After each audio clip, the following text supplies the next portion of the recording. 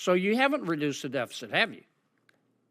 The deficit, the debt and deficits are reduced by the president's budget. How can you go from $33 trillion to $51 trillion and call that a reduction in the deficit?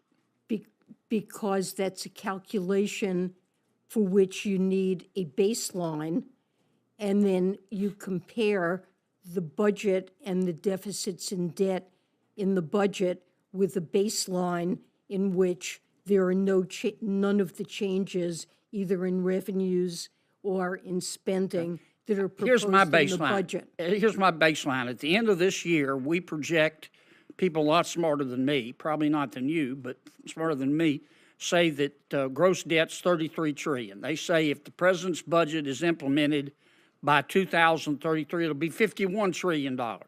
Isn't that a fact? Okay, pause. Did you just see that? Because I need a second before we dive into the full thing. What you just watched was Senator John Kennedy doing what Senator John Kennedy does best. Cutting through the fog with a chainsaw. No fluff, no grandstanding, just cold hard numbers delivered with that slow southern drawl that makes every fact hit twice as hard. Before we watch the full exchange, let me say this. I don't care what side of the aisle you sit on. If you pay taxes in the United States, this video matters to you. Because what Senator Kennedy is doing here is asking the most basic question in all of government. Where is the money going, and who is responsible? The answers, or rather the non-answers, are something else entirely. If you're new here, welcome. Hit subscribe because this is exactly the kind of content we live for on this channel. All right, let's get into it. Thank you, Senator Heinrich. Senator Kennedy. Thank you, Mr. Chairman. Welcome, Madam Secretary. Thank you. Madam Secretary, isn't it a fact that the president's proposed budget for next fiscal year is $500 billion more than this fiscal year?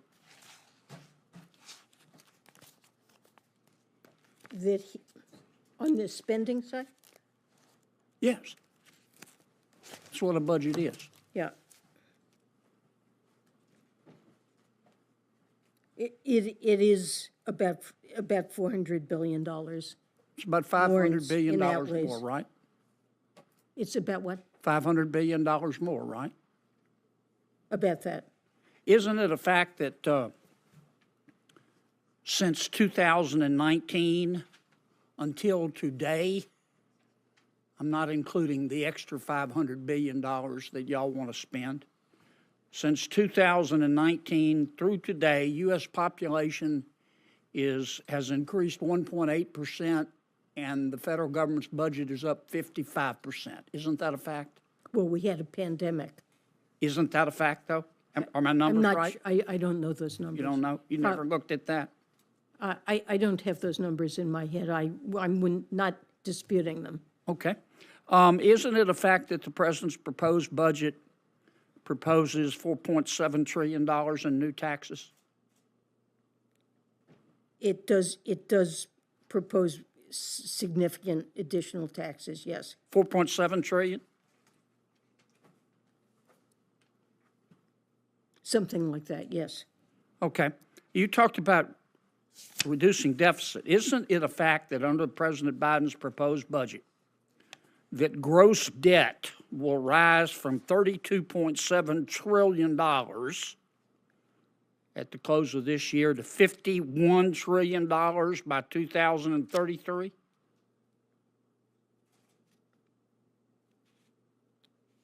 I'm sorry, what number did you give me for?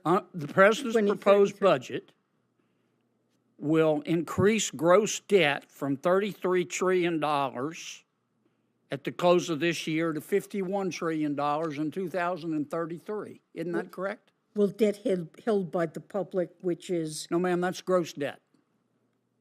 Isn't that a fact? That's probably a fact. So you haven't reduced the deficit, have you?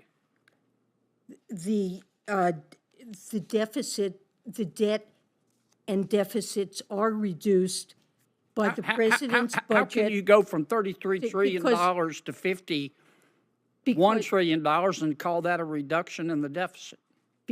Because that's a calculation for which you need a baseline, and then you compare the budget and the deficits and debt in the budget with a baseline in which there are none of the changes either in revenues or in spending that are Here's proposed my in the baseline. budget. Here's my baseline. At the end of this year, we project, people a lot smarter than me, probably not than you, but smarter than me, say that gross debt's 33 trillion. They say if the president's budget is implemented by 2033, it'll be $51 trillion. Isn't that a fact? If the president's budget is not implemented and none of the changes are made, it will be worse than that. And so the president's budget has improved the fiscal outlook relative to what we would have without the president's proposals. Even though it raises gross debt from $33 trillion to $51 trillion, you say that's an improvement. It is an improvement because it raises taxes by more, and it leads to... That includes taxes. In what world is that an improvement, other than Washington and La La Land? It's an improvement in that the revenue increases far exceed proposed investments. Okay. All right, let me ask you this. Isn't it a fact that in January of 2019, the Federal Reserve issued a warning to Silicon Valley Bank over its risk management systems? I have no idea. I'm not responsible in any way. But you're in charge of the banking bailouts and the crisis, right? I am not involved in banking supervision, and I don't have access to any information about the supervision of Silicon Valley Bank. Okay, so you don't know whether or not the Fed, you haven't looked to see whether or not the Fed issued a warning, 4 years ago to the bank over its risk management systems? That's not public information, and it's not Sure it is. information. It's in the Wall Street Journal. Well, it may be in the Wall Street Journal, but it's not public information, and it's not information that I have access to. Well, I'll give you a copy of this article. I've read the article, but The Fed issued a matter requiring attention, and it said your risk management practices are terrible and you need to improve them. that is what the article says. Right. Isn't it a fact that months before SVB went under, that the bank disclosed that its mark-to-market value of its bonds was $16 billion less than their balance sheet value? They did make such a statement. Did the people at the Federal Reserve just not read it? I'm not at the Federal Reserve. I know.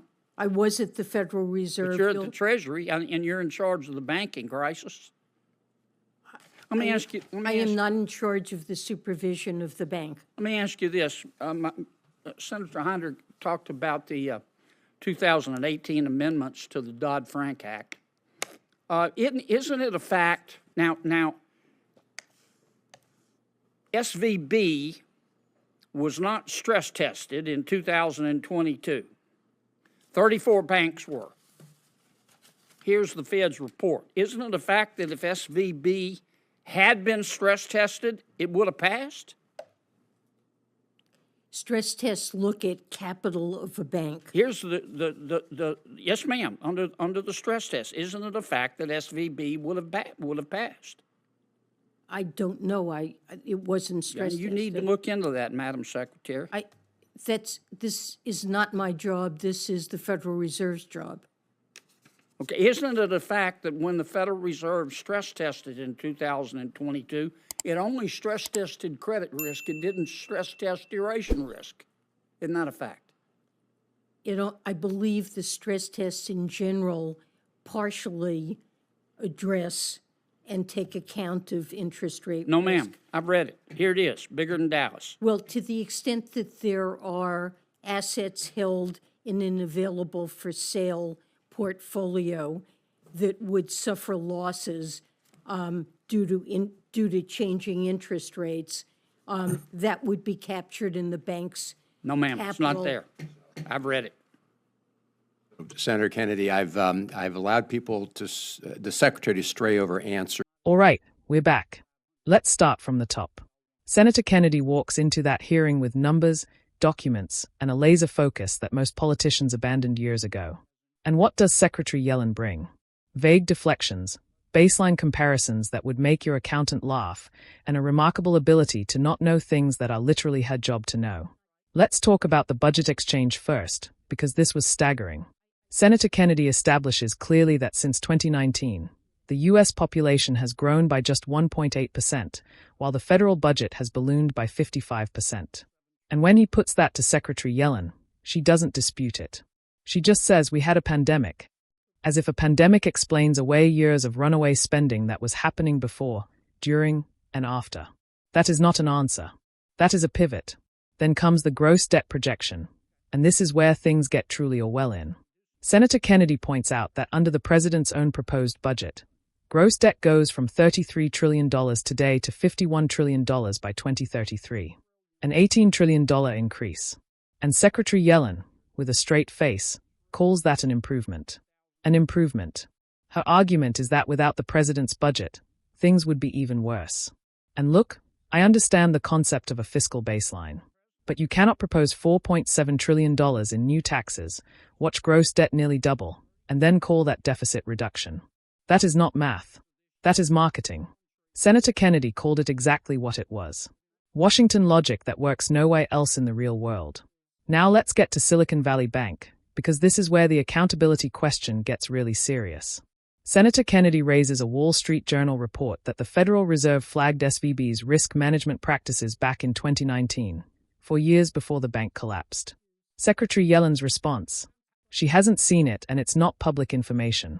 Senator Kennedy's response: he offers to hand her the article on the spot. That moment right there sums up the entire hearing. Then Senator Kennedy brings up the fact that SVB itself publicly disclosed that its bond portfolio was worth $16 billion less than its balance sheet value, months before the collapse. It was there for anyone with regulatory authority to read. And yet nobody acted. Throughout all of this, Secretary Yellen keeps pointing across the room. That's the Federal Reserve's job, not mine. And look, there is some technical truth to that. But Secretary Yellen chairs the Financial Stability Oversight Council, a body whose entire purpose is to connect the dots between agencies and prevent exactly this kind of failure. So the not my department defense only stretches so far. The stress test conversation was the cherry on top. Senator Kennedy physically holds up the Fed's own report and makes the case that the 2022 stress tests didn't cover duration risk, which is precisely the interest rate exposure that sank SVB. Secretary Yellen pushes back, but Senator Kennedy isn't moved. Because he's read the document. That's the thing about Senator Kennedy. He does his homework. Here's my overall take. Senator Kennedy went into that hearing to get real answers on behalf of people watching their tax dollars disappear into a government growing faster than anyone can justify.